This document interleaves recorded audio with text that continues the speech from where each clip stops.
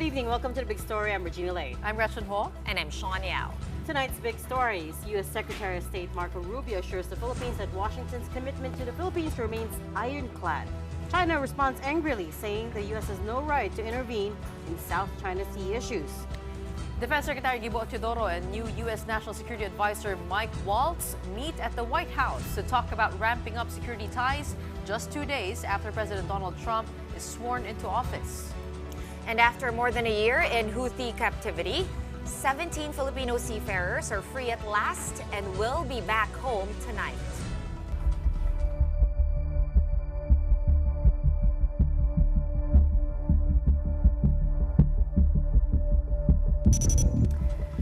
The United States' ironclad commitment to the Philippines will continue under the new Trump administration. At least this was the assurance given by new U.S. Secretary of State Marco Rubio in a call with DFA Secretary Enrique Manalo.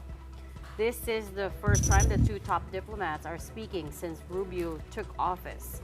In a statement, the U.S. State Department said Rubio conveyed that China's behavior undermines regional peace and stability and is inconsistent with international law. It added that Rubio and Manalo discussed ways to advance security cooperation, expand economic ties, and deepen regional cooperation.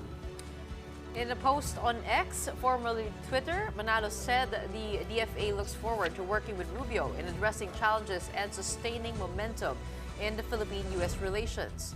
Just last week, Rubio had also called out the continuing presence of China's biggest Coast Guard ship inside the country's exclusive economic zone. China's foreign ministry has responded to this, saying its activities in Philippine waters were reasonable, lawful, and beyond reproach. Spokesperson Mao Ning added that the U.S. was not a party to the South China Sea dispute and has no right to intervene in the South China Sea issue. Military cooperation between the U.S. and the Philippines should not undermine China's sovereignty and maritime rights and interests in the South China Sea, nor should it be used to endorse the illegal claims of the Philippines.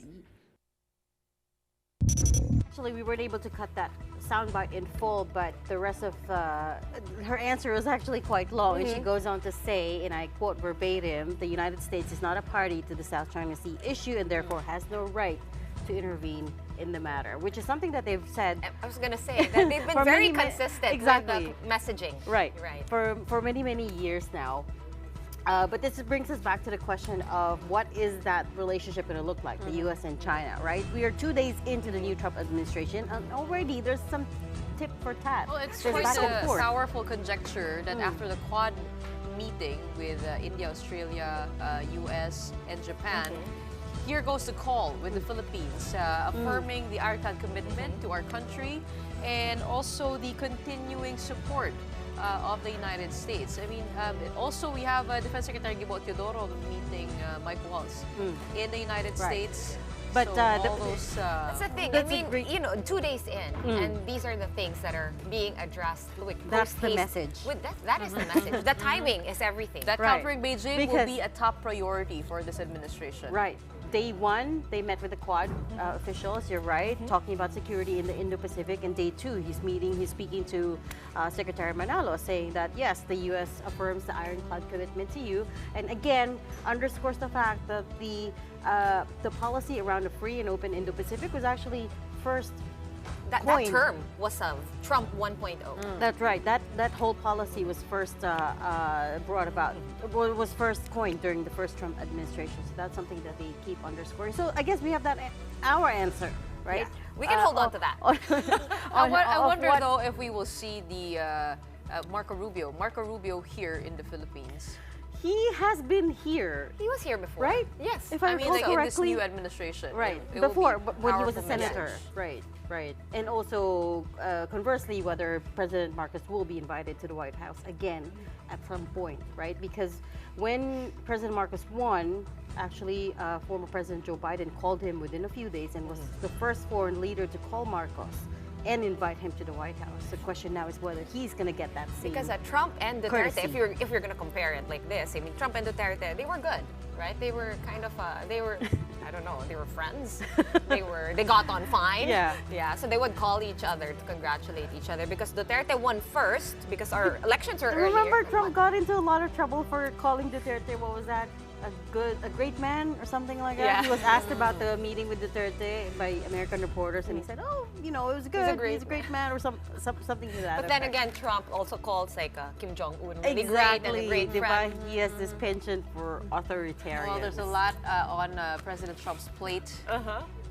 3 different conflicts around the world. But again, very strong signal about their priorities and how the Indo-Pacific plays into this. As we were just saying, certainly lots of talk about security this early in the Trump administration. Also today, or January 22 in U.S. time, as Gretchen mentioned, Defense Secretary Gilberto Teodoro Jr. met with newly appointed National Security Advisor Mike Waltz at the White House. Teodoro was joined by Philippine Ambassador to the U.S., Jose Manuel Babes Romualdez. Coming just 2 days after Donald Trump took office, the Department of Defense says this makes the Philippines among the first countries to engage with the new American administration to discuss critical security matters. In its press release, it said Teodoro congratulated the U.S. on a successful transition and highlighted the importance of strengthening bilateral defense ties in addressing emerging geopolitical challenges. The statement also said Waltz and his team underscored the need to enhance cooperation with the Philippines and looked forward to increasing mutual security activities in support of a free and global Indo-Pacific, an initiative dating back to the first Trump presidency, as we were just saying. That's right. It's also the wedding anniversary of Melania and Donald Trump. Oh, wow. On I didn't know that. Oh, okay. Is that why? She's manifesting. Manifesting. Theme, in theme tayo. So you're part of were you invited to their anniversary dinner? Celebrating it. Why not? She's celebrating love, right? So 20 years now, I think. So Not, happy. okay. Not to talk about your political affiliations, but okay. Okay, guys, it's not just in the Indo-Pacific. Security in the Middle East, of course, remains one of the biggest concerns. And today brings a spot of good news in that department. The 17 Filipino seafarers held hostage by Houthi rebels for more than 1 year have been freed. Mobile journalist Merimon Reyes with that story. This is the first time in so many months that these seafarers' feet literally touched dry and solid ground. These 17 Filipino crew members of MV Galaxy Leader were cooped up inside a ship hostage by Houthi rebels off the Red Sea since November 2023. The seafarers endured more than a year of captivity, while the Philippine and other foreign governments negotiated for their freedom. The back and forth only ended when the Sultanate of Oman held a series of unrelenting dialogues with the Houthi group.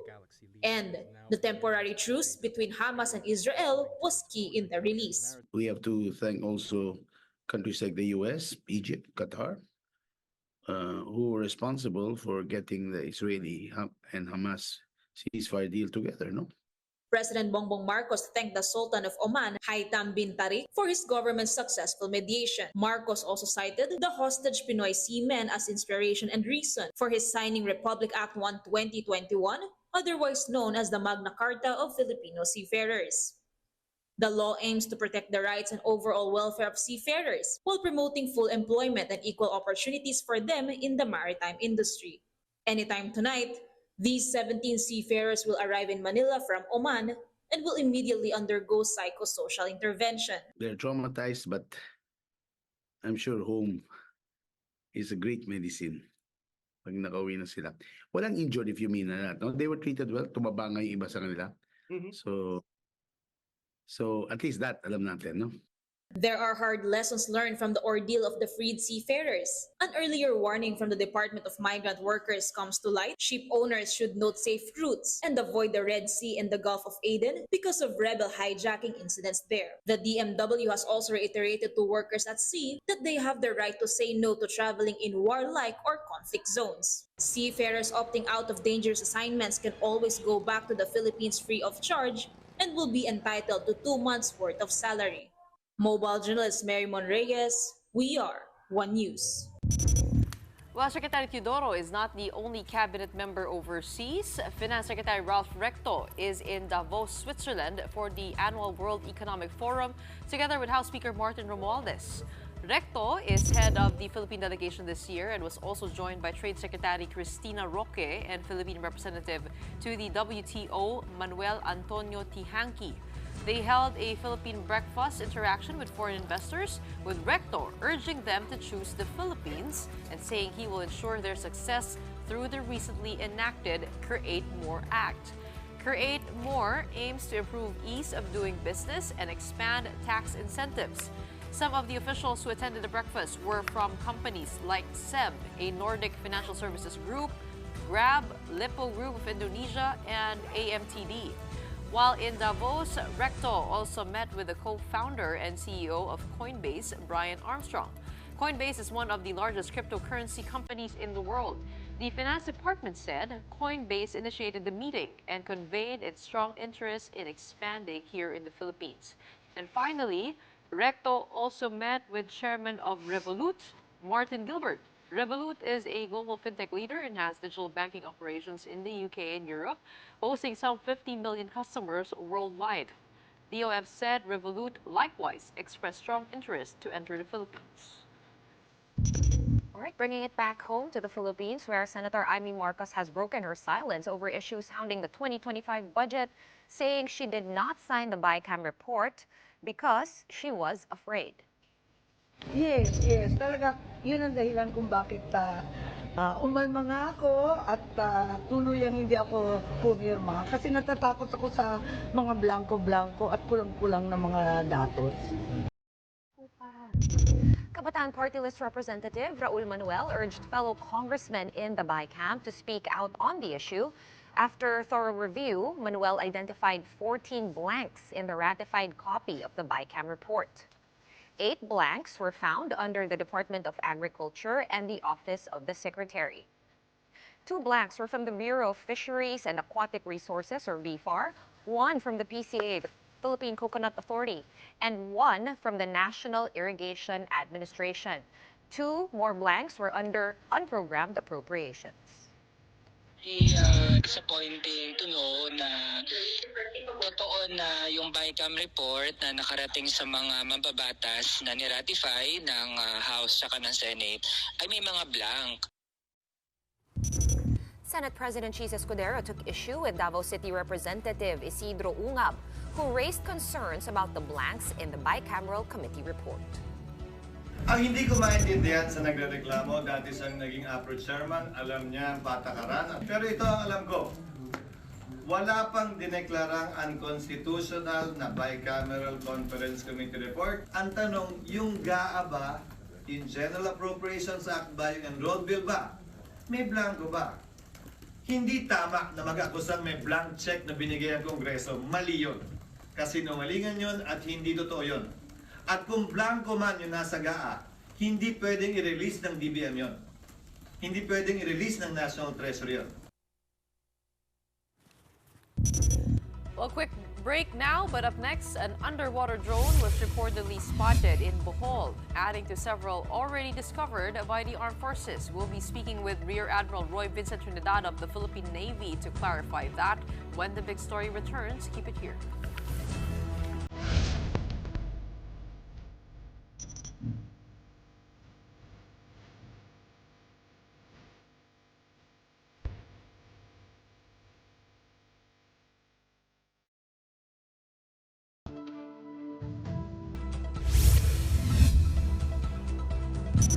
You're still watching the big story here on One News. The Moro Islamic Liberation Front, or MILF, ceasefire panel has started its own investigation into yesterday's encounter that left 4 people dead and injured 12. Among the dead were 2 soldiers from the Army's 101st Infantry Brigade, which has since condemned the ambush.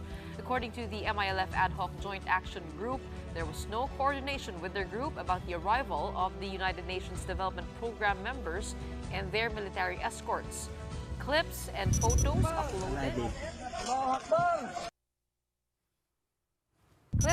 uploaded to social media show alleged MILF fighters celebrating with a burning military truck. Presidential Peace Advisor Carlito Galvez has also condemned the attack, describing it as a cowardly act perpetrated by lawless armed men who intend to derail the peace process that Basilan now enjoys. Galvez also urged the MILF leadership to hold accountable those involved. Bangsamoro Chief Minister Ahod Ibrahim called for calm and urged all parties to address the incident through appropriate channels. For his part, Basilan's governor sees the incident as an isolated case. Ito reason para dapat itigil yung mga initiative sa ground. I actually got the chance to go to Basilan, and when we were there was an encounter somewhere. So the peace in Basilan is relatively new and fragile. I was going to say very tenuous. These steps are we are in the trust building process between the government this forces. Is a big setback. And, It is a and big the setback. MILF. And yung sinasabi nila ng joint peace group, magkakatabi yan ng mga AFP natin, pati yung mga MILF. Meron sila, parang they guard the security in Basilan. Together. Yes. Together. And they hold each other accountable. So what happened here was definitely a huge setback. No, and it calls to question like the willingness of the MILF and their capability to control their troops, to uphold the their peace end in their of the region, bargain, right? yeah. Especially now that That's correct. we're going through the transitionary But I period. think they're policing themselves. They are. But But then Ed and this I- is such a big a loophole. And supposedly those two guys that they arrested from the non-lawful side, the lawless side, quote unquote, they've been involved in a lot of rido, which are saying that's one of the other issues Meron that's kasi rampant down may south. rogue forces eh. So the main MILF is with the government in the peace Is process. willing to see through the but process, there pero are may rogue elements. Yeah. And then when we went to Sumisip, because that's near Sumisip town, we actually had to give a heads up to the AFP. So they were telling us hindi pa ganun ka safe. So daan medyo sensitive pa, kaya talagang kailangan kasama mo. So yung UNDP hindi sila nagpa-abiso no sa government. Yun nga eh, they Yun actually, also, it was an event from the UNDP Yeah. that they were trying to secure, parang advanced party securing. And then while the troops, the soldiers were trying to secure the area, ay biglang nilusob sila. Tsaka bawal pa bumiyahe dyan paggabi. Right.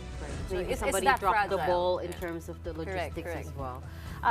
Meanwhile, there is another investigation underway, this one in Bohol, and this time over the reported sighting of an underwater drone there. A video of the silver and red drone floating near a Finnish fisherman's boat circulated online since last week, and allegedly the fisherman chose to not retrieve the drone because he was afraid of it.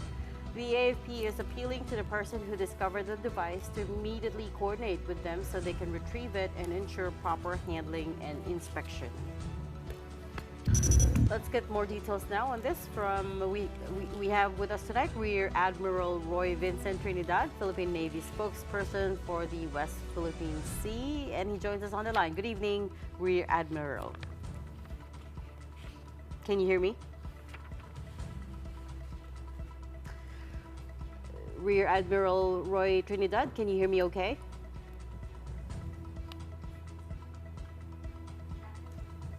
Okay, I guess he has it. So We are having technical difficulties right now, as you can see. yeah, okay, just a light question. If you saw that thing in the water, would you dare touch it? I mean, it kind of looks like a rocket. It's kind of It does scary. look like a It missile. Yeah, it doesn't the look shell like of a drone. missile, yeah. I'd be afraid it would speed up to someplace. Like, right? Or someone would turn it on while you're touching it. I would be scared, so I don't blame the fisherman for not picking it up. So at this point, they don't know who it was who posted the video, it sounds like. Because we were trying They to saw it find on more. Facebook. We were trying to find more information about this, but they haven't tracked down the person yet. Yes, the early reports that were given by the AFP, they said they're trying to track down the person who posted this video on Facebook and to try to recover the drone. Okay, I think we have Rear Admiral back on, Reg. Rear Admiral Roy Trinidad, do we have you on the line? Yes, good evening, ladies. Good evening, sir. First off, let's talk about the drone, the alleged drone sighting in Bohol. Can you give us more details on it? Have you managed to track down the source of the video? Yes, this was actually in July by a fisherman in Bohol. And then, hindi niya ito nailabas kasi hindi niya alam kung anong gagawin niya sa picture. Yung item iniwan niya sapagkat hindi niya alam ano to, baka may sasabog o what. Because only recently when we started the mass battle zone, na nailabas niya ito. Is it, Na-contact naman siya ng Naval Forces Central. And we confirmed na last year pa nga yung picture na nakuha niya. okay, last year pa po ito, is there no possibility that it could still be in our waters, or is there a way to track these drones kung ganyan po napalutang-lutang? Yes, actually, binalikan kinokontak ng ating Naval Forces Central in Cebu na trying to get back to the location kung saan niya nakuha ng picture. Just to be sure na it is still there or makita pa nila or ma-retrieve pa natin. Just to clarify, Rear Admiral, nung nakita nung fisherman itong drone, did he report it, apart from taking a video, obviously, was he able to report it to anyone there, Coast Guard or yung LGU niya, or did he just keep quiet about it? Ang report sa atin ng Naval Forces Central is when they talk with the individual, the fisherman, si Rodel Alcalde, he just mentioned that natakot siya sapagkat hindi niya alam. It looked like a torpedo to him. So he got a picture of it and then na-videohan niya, then iniwan niya. Only recently when he saw the yellow drone from Masbate na nagpa-viral, did he bring out his video and pictures. Rear Admiral, have we identified the drone that we're seeing in the video and what kind of data it can get? Yes, just based on the video and the pictures. Ito ay kapareho ng yellow drone and the red drone that was recovered in Initaw, Misamis Oriental. So we could say that most likely, parehas ang objective ng drone na to, to collect bathymetric data. I'm sorry, to collect what? To collect bathymetric data. Okay. Depth of water, salinity, temperature. Underwater data, no, in plain speak, Rear Admiral. Yeah. So in any case, I was wondering about the colors because nung lumabas yung blue and yellow drone sa Masbate, ginugol ko po at parang halos lahat. And I remember, Gretchen, naalala mo, tinatanong kita, bakit ba lahat sila yellow?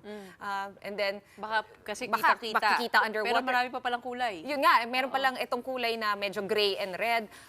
Rear Admiral, meron bang sense kung ano yung kulay? Like, does it mean it belongs to whoever? Ganon, kumbaga, country colors ba yan? Or what?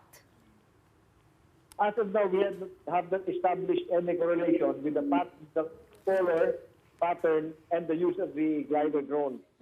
But generally, these are used to collect data on the water. We call this bathymetric data. Bathymetric data, yon. Napakahirap i-spell, no? Rear Admiral. But I'm just concerned because of this drone and the blue and yellow one from Masbate, you guys are actually reported na 5 po ang underwater drones that you guys found for the whole of 2024. Have you been able to establish a connection between these drones, except for this one from Bohol, of course, because we haven't found it, but the other 4, may connection po ba? Yes, yung una sa lahat, lady, yung mga fishermen natin naka-report sa atin. And then, nakuha lang natin. So, yung unang drone na nakuha sa Calayan Island in the northern part of the country, natapos ng forensics nito at nakita nga natin na it is used to collect bathymetric data. Ito ay kulay itim. Yung sumunod ay kulay itim din also in Calayan Island. Yung pangatlo, another black one, which was found in Asukin, Ilocos Sur. And then yung red sa may Initaw, Misamis Oriental, and the yellow one in Masbate. Ang masabi ko lang, generally, these are used to collect data, underwater data or bathymetric data. Okay. Apart from military purposes and collecting data for military purposes, Rear Admiral, possibly bang inosente lang itong mga drones? Like maybe may mga nag-doctorate students, hobbyists, marine biologists, or whatnot? Yes, it's possible. But what is common here is that these are used to collect data underwater, and this information could be used for economic purposes. This could be used for scientific research. It could also be used for military applications. Okay, recently kasi we were talking about yung nahuli po sa Makati na Chinese national that he was mapping out certain infrastructure using LiDAR and some equipment that could easily be purchased online. These things look like they're a bit harder to procure, no? But do you think can these drones do those things? Kumbaga, i-map yung underwater features, yung continental shelf, or all those? Actually, that was my question too. What specifically can it map out? Ano yung data can it collect? Which one? The drones o yung sa Chinese national? Both. Well, not the Chinese national Yeah. because that's beyond your remit, Yeah. pero yung the drones po. Yes. Use of drones, this gives us information about underwater information. Depth of water, salinity, sound propagation, temperature. All of this information are critical. They have economic use, they have academic use, they also have military use.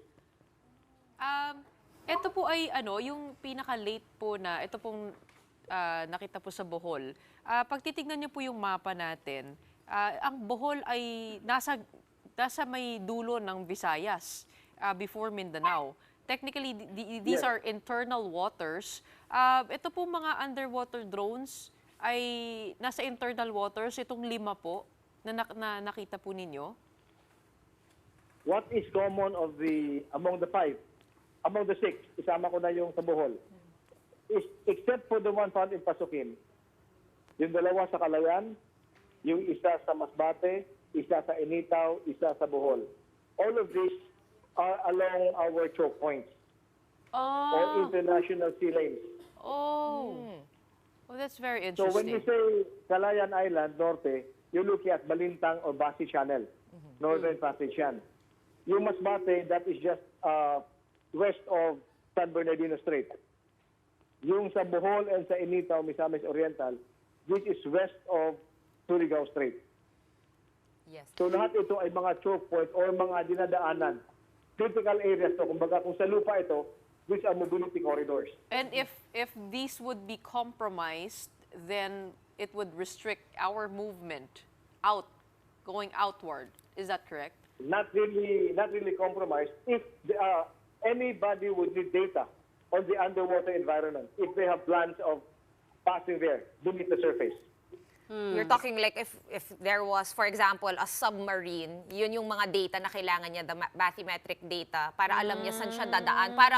Para bang Google Maps underwater, ganon, Rear Admiral? Parang ganon na. They need the information and also the propagation of sound. How does sound travel in these restricted areas?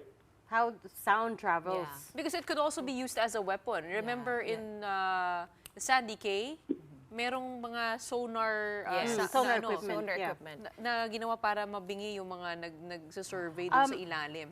And is that why, Rear Admiral, you know, a few days ago you reported as saying that you feel like there is a deliberate and calculated move to map out the Philippines by a foreign power, quote unquote? Yes, we don't have to look far. We just have to connect the dots and without naming any foreign power. These incidents are not happening in isolation. Okay. If we connect the dots, yung political figure natin with a dubious background, yung foreign nationals na nahuli sa Palawan with fake government ID, yung mga foreign nationals with fake birth certificate of the Philippines, yung nahuling national last week, yung last year, yung drones, all of these seem to point to a pattern of a foreign power trying to know more information about the country. What gives you such confidence that there is a connection to all of these, connection amongst all of these incidents? Again, I mentioned, ladies, that these incidents do not happen in isolation. There is a pattern. There seems to be a pattern already. Now, it would take more studies or more scientific proof or evidence to say kung ano talaga ito. Sino talaga ang may kagagawa nito. I'm curious lang, while we're on the topic, Rear Admiral, meron bang mga rules tayo or laws or guidelines, international or local or both, governing the use of these underwater drones? May ganun po ba? What I know of is the conduct of researches within the EEZ of a coastal state. Different coastal states would have different practices because UNCLOS is silent on that. For example, the United States, they allow, or for them it is okay to conduct military research within the EEZ of a country because these are not economic in nature. But for them to conduct economic research on the EEZ of a country, it is not allowed. Other countries would have different practices, how to enforce that. So to simplify it, Rear Admiral, kung meron kang drone, whether the purpose is military, academic, or commercial, kailangan magpaalam pag nasa loob ng EEZ? In the ideal world, yes, kailangan magpaalam. Okay. Kailangan magpaalam. Rear Admiral, tayo po ay tinutulungan ng ibang bansa para magkaroon tayo ng mga satellites to be able to track movements in the West Philippine Sea. Do we have capability to track drones, or is this still out of our reach? Unless we are given a specific area and told what to look for, these are quite small, 3 meters, 3.5 meters in length. Hindi ganun kalapad. So it will really be difficult. And kung submerged sila, mahirap mahanap ito. Unless we get the information, especially from our fisher folks. What is our policy when we see a drone? Because we can't issue challenges to it. Wala po ba yung parang shoot it down? O meron po ba tayong protocol na gano'n? Kung nasa dagat, wala pa tayong guidance yan, but it is assumed na ito ay walang pahintulot. So ang guidance natin, ang sinasabi natin sa ating mga fisher folks, maging alerto, magmasid sa karagatan. If they see anything suspicious, kung makuha nila o ma-report sa authorities, mas kailangan natin yon. Yung report nila. Rear Admiral, you don't want to name countries, and I understand your position, but I am going to bring up China here because actually they were asked about it. During a regular press conference, the Chinese Foreign Ministry was asked about the NBI saying that they found an alleged Chinese spy, about General Romeo Browner saying the spy was found near U.S. military bases in the Philippines, and also Justice Secretary Boying Remulla saying they would ensure an airtight case. And the response of the Chinese was, "We hope the Philippines will stick to the fact, stop shadow chasing, stop peddling the so-called Chinese spy story, and earnestly protect the lawful rights and interests of Chinese nationals in the Philippines." Could I have your response to that, please? Yes, the Chief of Staff and other government officials already mentioned China. When I was saying that there seems to be a pattern, I'm referring to the entire picture of all the other incidents. So to correlate this just because of one incident, I believe I'm not in the position, or it's not yet the right time for that. But on the statement of the SILG and the Chief of Staff and other government officials, yes, they have already mentioned that this is a Chinese national, has been living in the Philippines for 10 years, married to a Filipina. And I believe when they say that, they have all the proof or the evidence to be able to ensure that it will stand the test of any test, any trial, any case. So reading between the lines, does that mean also when we refer to foreign power, we're not necessarily just referring to China? There could be others? For the situation I was referring to, that connecting all the dots, I would not yet say what particular country. Okay, fair enough. We're going to have to leave that there. Thanks so much for joining us tonight to talk about this. That was Rear Admiral Roy Vincent Trinidad, Philippine Navy spokesperson for the West Philippine Sea. All right, let's pause for another quick break. Right after that, the alarming rise in teen pregnancies has sparked crucial conversation about comprehensive sex education in the country. And we will be speaking with an advocate for proper sex ed, Roots of Health Chief Amina Evangelista Swanpool. That's when the big story returns. Keep it here.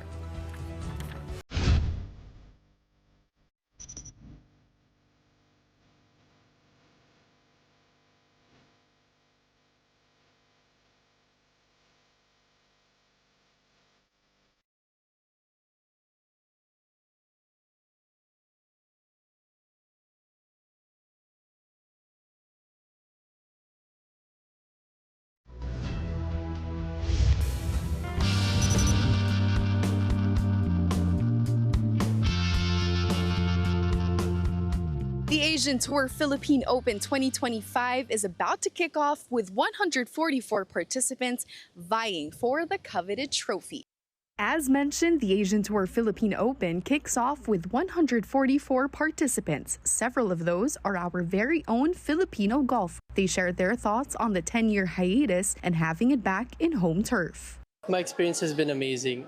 It's nice because you see a lot more of this professional setup internationally, and now it's brought to the Philippines, so it's perfect. In terms of playing this event, I'm just so happy that we get more opportunities as Filipino golfers to just compete in the big stage. It's the return of the Philippine Open.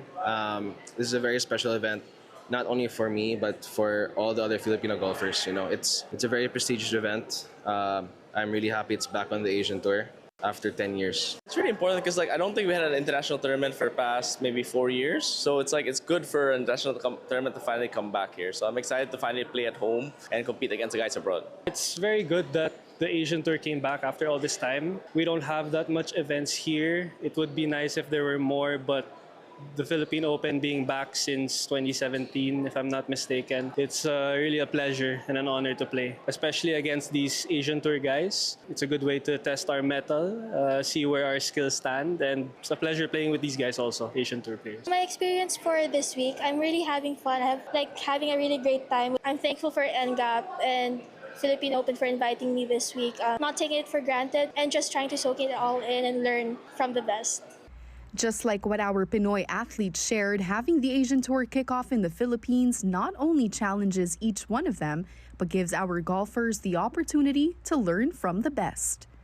The Philippine Open runs from January 23 to 26 at the Southwoods Golf and Country Club. This has been Bea Escudero.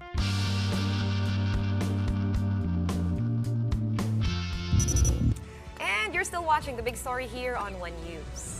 In other news, Senator Risa Ontiveros has filed amendments to the anti-teen pregnancy bill in an effort to save the criticized version of the legislation. Quite an important bill, considering pregnancies among Filipino adolescents aged 15 below has seen a significant increase in the past years. Rainiel Pawid with the full story. In this home in Tondo, we met this teenage couple who we hid behind the names Jane and Jet.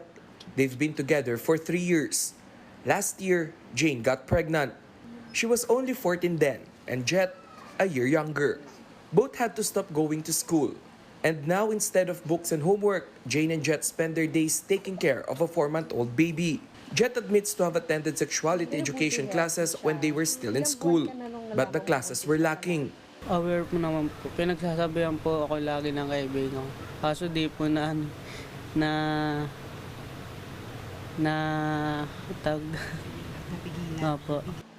The young couple now live with Jet's mother. They share this small room and their needs provided for by the teenage father's parents. Wala pa po kasing makuha ang trabaho, tsaka pa po ako. Bata pa po, wala pa sa tamang edad. Jet and Jane still want to continue their education despite already having a child to raise. Both will return to school this coming June. Jet grade 9 and Jane on 8th grade. Ano bang pangarap? Maging police po. So, sinong inspirasyon mo? Family ko po. Jane is now among the thousands of adolescent girls who got pregnant under the age of 15. Data from the Philippine Statistics Authority in 2022 showed a total of 3,135 girls of Jane's age gave birth. That's 35.13% higher than those recorded in 2021. This is part of the reason why Senator Risa Ontiveros is pushing for the Prevention of Adolescent Pregnancy Act of 2025. The bill, however, drew a lot of flack, even from President Marcos, who called it ridiculous, abhorrent, and full of woke absurdities, even though some of the provisions he was talking about was not actually in the bill. At least 7 senators withdrew their support for the bill after the president's remarks. Ontiveros has since filed a substitute bill which hopes to address criticism and concerns. This new version now also includes recommendations from Senate President Chis Escudero. There were 3 big changes in the substitute bill. First is the removal of the phrase guided by international standards, which many people misinterpreted. Second, it limited sex education classes to children 10 years old and above. And third, it adjusted the access age to reproductive health products to those 16 years old and above. I hope this allays valid and genuine fears. I hope this helps bring us senators together to finally pass a prevention of adolescent pregnancy bill that our country so desperately needs. Ito po'y nananatiling acceptable sa mga advocate groups ng mga child rights advocates, mga adolescent rights advocates, mga kapwa ko magulang. All right, let's now talk to one advocacy group that has its boots on the ground when it comes to sexuality education. We are speaking to the executive director of Palawan-based Roots of Health, Amina Evangelista Swanepoel. Welcome to the Big Story, Amina. Good evening. Thank you. Good evening. Thanks so much for having me. This is obviously a very heavy topic, but first let's put it into context. Roots of Health is an advocacy group. Tell us all about it. When did you start, and what are you trying to do here? Sure. So we are a reproductive health organization. We have been around for 15 years, and we've been based in Puerto Princesa, but also have been doing some work outside of Palawan. And our goal has always been to improve reproductive health. And the three main issues that we've been working on are maternal deaths, unplanned pregnancy, especially teen pregnancy, and reducing HIV. And so the main way that we have done this is through providing comprehensive sexuality education to young people in schools, in communities, online, and coupling this with access to clinical services, as well as helping our government stakeholder partners to improve their services. And we've really been so happy with how our work has gone, because actually in the last few years in Puerto Princesa City, the teen pregnancy rate has gone down by 60% actually. So this is quite significant. So kumbaga, we have proof of concept. We can show that having this holistic mix of information and services and support for our government partners, it really works. And CSE, or comprehensive sexuality education, is a huge component of this and something that is very, very important to us. And I just wanted to say I'm so happy that this story that you started with the story of Jane and Jet, because I think with all of the misinformation that's being spread right now, with all the controversy, with all the drama, I think we're losing sight of the problem, which is teen pregnancy, which continues to be a huge problem. There are so many young people like Jane and Jet, and we really need to implement comprehensive sexuality education so that we can protect young people so that they do not end up as young parents like this couple that you featured. Amina, in how long have you guys been doing this advocacy? Because that 60% decline in the teenage pregnancy rate in Palawan, that's a huge number. So I just want to know over how long that happened, and like what are the steps you took? Like how many years is the program of sex ed that you implement to these children for you to be able to see the results? Yeah, well, so this kind of impact takes a long time. So we've been doing it for 15 years, and it's only in the last few years that we've actually started seeing that number decline. And this is why we've always said, even during the debates for the RH law, when people were looking for a silver bullet, when they're looking for that one thing that is going to solve the problem, we kept saying, no, it doesn't work that way. This is a very complex issue. There are so many factors that go into this. So you really have to be holistic in your approach, and you really have to be able to tackle a lot of different issues. And so what we've done, basically before the pandemic, we were teaching a lot in public high schools all over Puerto Princesa City and all over Palawan. In fact, up until about 2019, at the end of 2019, we had taught 100,000 young people. Because of the pandemic, we had to pivot, and so we created a lot of materials for online consumption. And a little bit later on, we actually had a project with DOH and Commission of Population and Development to create a Tagalog website that is geared for young people and written in young people's language, the slang that they use, all in Tagalog with beautiful artwork. And that is the I Choose campaign that DepEd is also still using. It's malayaako.ph, and it's a great website. So we've complemented teaching kids in schools as well as in communities. Since the pandemic, we focused a little bit more on communities. It's a little bit easier to gather young people there. But it is comprehensive sex ed, whether information online or in person, has to be coupled with accessibility of services. And then it also, we have to bring our government partners along with us on this road, because otherwise it's not sustainable. So we've done a lot of training teachers, training barangay health workers in how to provide young people with adolescent-friendly services. Amina, there's a lot of concern over the bill. We talked about disinformation or misinformation going around. What is the age that you start educating the young kids about comprehensive sexual education. Do you have a separate class for it, or is it integrated into subjects? We do know that it's already part of the DepEd curriculum. It's supposed to be integrated in different learning areas. And tell us a little bit about the name of your website, Malaya Ako. Sure. There are the parents have apprehensions about this, about rights, about freedoms, and how this is explained to the young kids. Sure. So it's a bit of a range in terms of the age, but we would start teaching in schools for grade 7 and 8. So that was the youngest. There was a time that we did some grade 6 work, but it was mostly on self-esteem. But then generally we have a puberty module that's intended for grade 7 and 8. And then for grades 9 and 10, there's a reproductive health module that dives a little bit deeper into, contraception. How does it work? How does pregnancy happen? And then for grade 11 and 12, it's more detail on the basics of reproductive health, as well as more information on HIV and life choices and relationships. And we did this because, as Senator Hontiveros and other advocates have been stressing, comprehensive sexuality education is age appropriate. You don't give all the information to all the kids all at once. So you give just the right amount for their age group, for the things that they're dealing with and thinking about. And that's why we start with puberty. And that's the changes in body that kids are going through, getting periods, things like that. And it is just really important to keep stressing that it's age appropriate, and we're not going to be teaching children things that aren't appropriate for them. The website that I mentioned, it's Malaya Ako, because the campaign is I Choose. And if you look at the website, it's focused on a lot of different subject areas.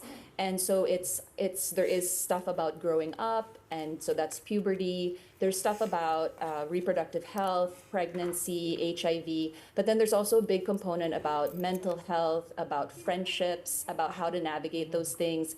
And because it was created during the pandemic, there's also some information on COVID and just staying healthy. So it's very much appropriate with what kids are going through, but it also can be a tool for parents, actually. So parents who are concerned about what their kids are learning, I do understand that. I'm a parent myself, but I think what's important to keep stressing is that comprehensive sexuality education in schools is not going to take away anything from a parent teaching their child. And if it spurs a parent to teach their child earlier than they might have, that's probably a good thing, because the earlier that you start talking to your kids about sexuality, the less shame there'll be about it, the more likely kids will open up to their parents. Because right now, if a parent suddenly just tries to talk to their child when they're 16 or 17 and, to sit down to have the talk, if they've never talked about this before, it's going to be so awkward. And most young people do report that they don't really talk to their parents about this because it's not something that they've grown up with. I think we so can that's all another agree. important thing. None of us want to talk to our parents about that stuff. That's just like Exactly. the last person you want to ask is your mom. But can we step back though, and why do we have to legislate CSE to begin with? Like you said, DepEd, it's already in the curriculum.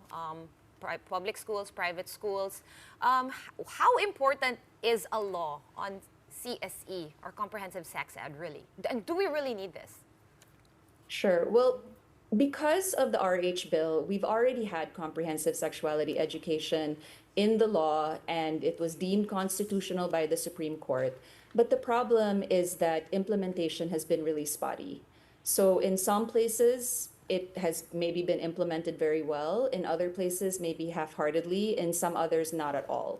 And so one of the things that the bill was trying to do was basically standardize this and make it more, standardize it, have it be the same so that no child is disadvantaged based on whether their particular school or province is being headed by someone who's more conservative and who doesn't want them to have that education.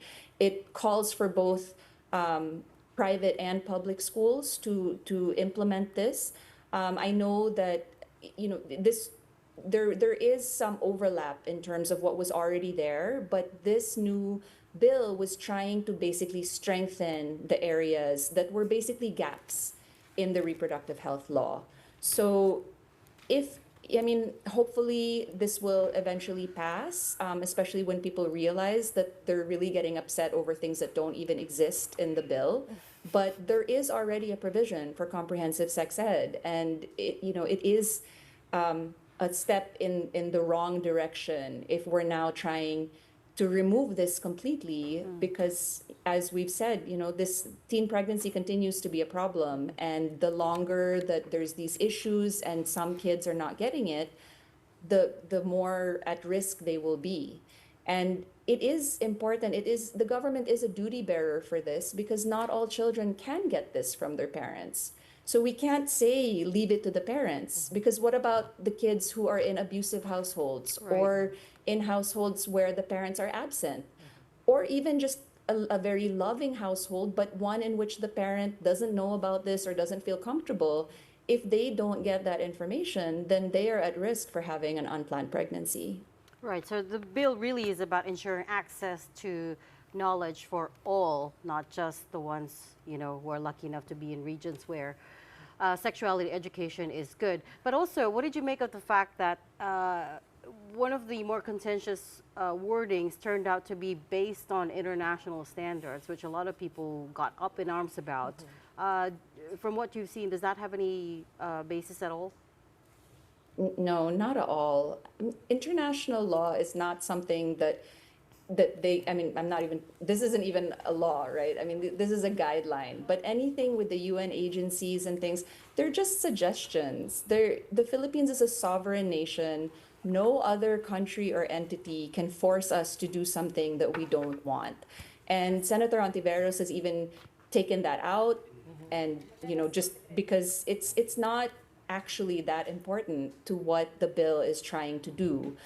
It was simply to show that there are international guidelines, because there's so much research that has gone into this. And sayang naman if we don't use the gains from research and from experiences of other countries that lead to these guidelines. These are recommendations of best practices, but they're very clear that you pick and choose. You pick what is appropriate for your culture, you pick what is appropriate for your situation. And if it's not something that matches what your students need, what your learners need, then you don't use it. So that's something that Senator, I'm sure. very curious about your discoveries on the capacity of teachers to be able to educate, to communicate this to the kids, because we do know we do quite have a relatively conservative culture across the country. What have your findings been? Sure. We have trained about 6,500 teachers in how to teach comprehensive sex ed, and they are all scared. They're really scared to do this, because that's part of the reason why CSE hasn't been implemented as it should have been since the RH bill became a law. The teachers have not been equipped, and not everyone has been trained. So teachers, because we have to remember that we have generations of Filipinos who have not had any sex ed. So teachers haven't had sex ed, and parents haven't had sex ed. And the fear that most adults have is that the young people they're talking to know more than they do. Right. And the teachers especially are so scared that they're going to lose control of the classroom, because the kids are going to be like lewd, it's going to be bastos, they're going to be like bringing up things that completely derail. Yeah. In fact, that hasn't really happened. But that's the fear. So teachers definitely need that support so that they have more confidence in teaching the materials. Lots of groundwork to lay for this. We're going to have to leave that there for tonight. We'll pick it up with you another time. But thank you so much for joining us tonight and sharing your insights. Thank that you. was Palawan-based Thanks so much for having me. Roots of Health Executive Director Amina Evangelista Swanepoel. Before we say goodbye for tonight, here is our big picture. And it is the new headquarters of the Philippine Star. The unveiling of the 5-story building at Anvil City, Sucat, Parañaque signals a new beginning for the media company. Their previous headquarters was over at Manila's port area.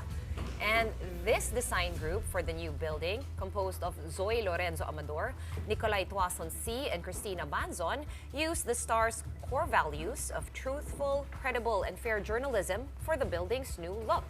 The new design features transparency, spacious interiors, and common areas to foster collaboration. MVP Group Chairman Manny V. Pangilinan led the ribbon-cutting ceremony yesterday, and he was joined by Philippine Star President and CEO Miguel Belmonte, its Editor-in-Chief, Ami Pamintuan, Chief Justice Alexander Esmundo, and Executive Secretary Lucas Bersamin.